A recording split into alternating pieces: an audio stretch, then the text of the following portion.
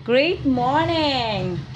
Yes, I'm gonna cook ulam for today.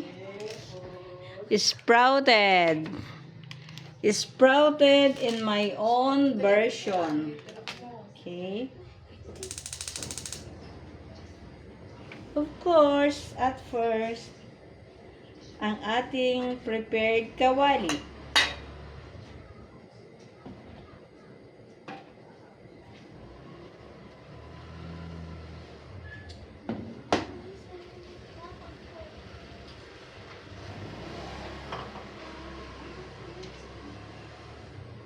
Painitin ang kawali.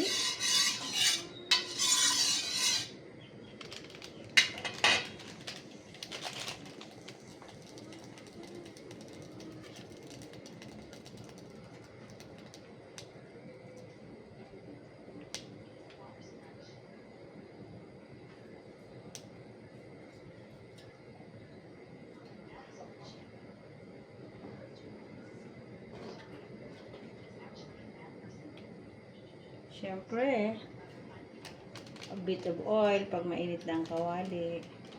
Not much oil.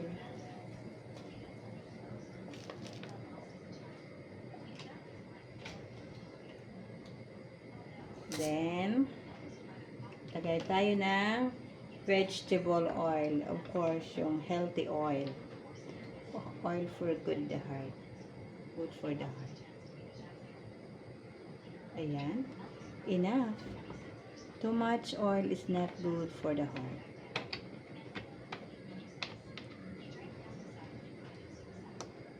Siyempre, painitin natin yan.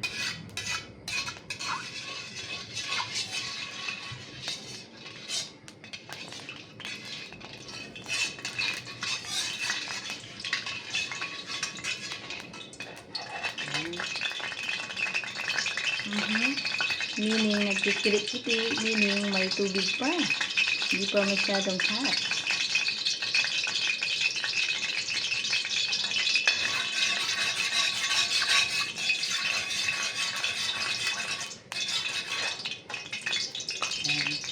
Pag ako nagigisa ng ricado, sinasabay ko na siya.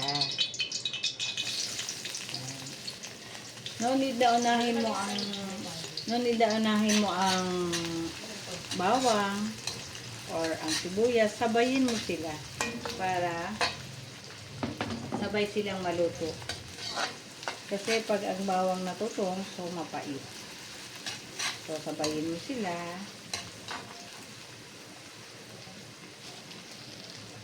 Then add paminta, a bit of paminta only para hindi mahanghang. Hindi ako masyadong sa anghang. Durog na paminta pa man din ito. Then, mix it until it's brownish, a bit brownish. Ayan. Super bango. Siyempre, ganyan siya.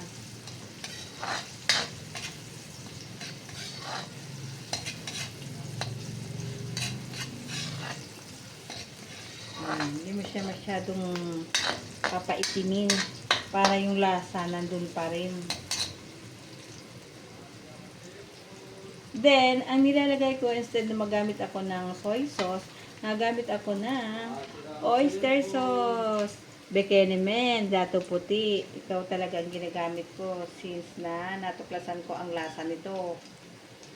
Diba? Bekenemen din.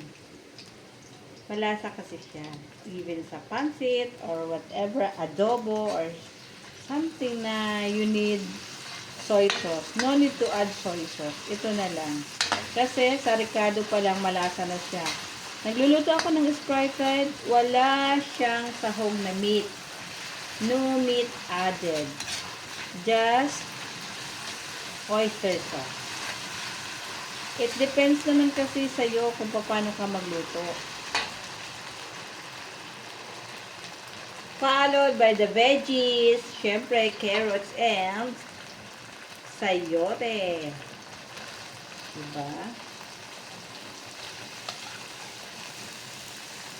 Dapat ang veggie i-drain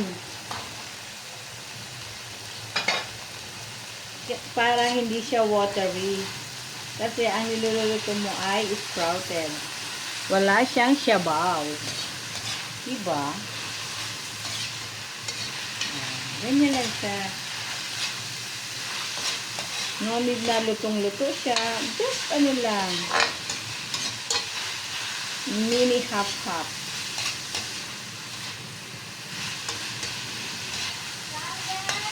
Ayan. Diba?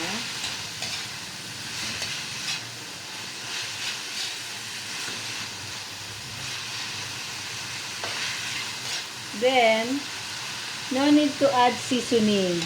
Just add any products of First Vita Plus. Ako, First Vita Plus Wow Berry ang gamit ko kasi ito ang products ko ngayon na meron ako. So, ito ang nilalagay ko. Yan. No need to add seasoning na kung ano mga pampalasa. Ito na. Kasi malasa na siya. Gulay din siya. Full of gulay siya. Then fruits. Kaya, nakakasiguro ka sa lasa talaga. Na talagang yummy. Kung ang mga bata hindi makakain ng gulay na to, pakainin nyo with First Vita Plus products. Mas magugustuhan nila ang lasa. Of course, followed by the sprouted. Diba? Naka-drain na rin yan para hindi siya mag-watery.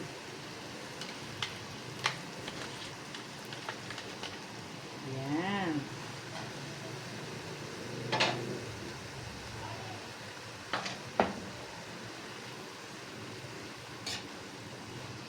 Lahat ng gulay, lahat ng lulutuin mo, no need to ibabad ng matagal sa tubig. Just wash it 2 times, then drain it.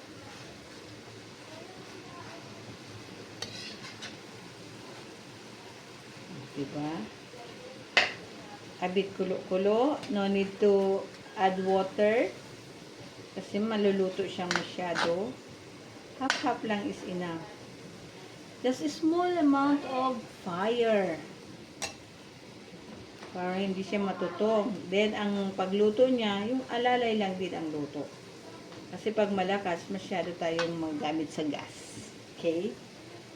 Pag sa tingin mo, okay na siya, you can add now the pechay or whatever you have na dahon. Saluyot or whatever. Kuray kulitis, meron ka, di mas maganda. Eh dito, available yung pechay. So, pechay na ang nilagay namin.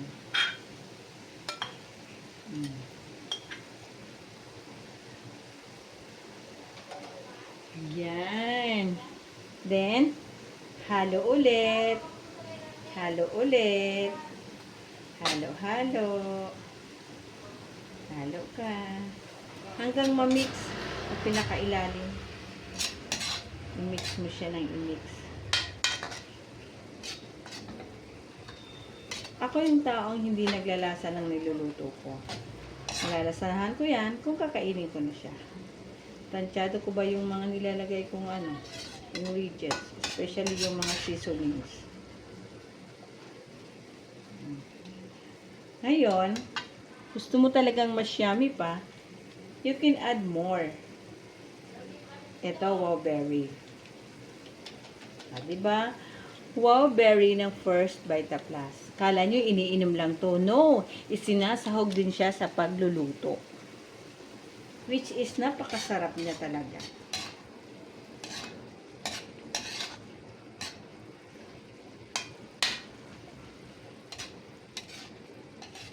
Yan, di ba? Wala siyang tubig. Kusa siyang nag-watery.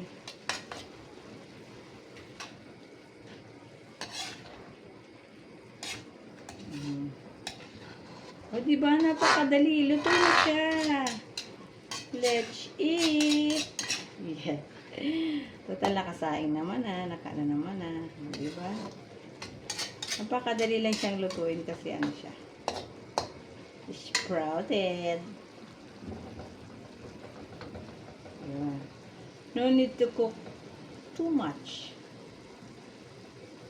Just like that.